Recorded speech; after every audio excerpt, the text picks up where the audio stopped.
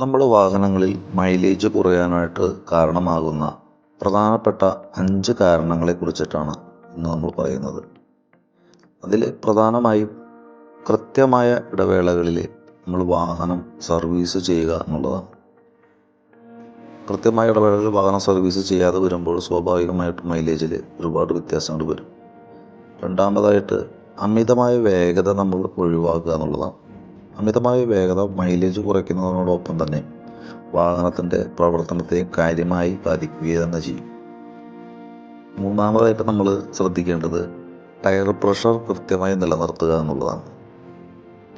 Tyre pressure കുറഞ്ഞ വാഹനങ്ങൾ mileage ക്രമാതീതമായി കുറയുന്നത് നമുക്ക് കാണാം. നാലാമതായി നമ്മൾ ചെയ്യേണ്ടത് അധിക ഭാരം കയറ്റാതിരിക്കുക എന്നുള്ളതാണ്.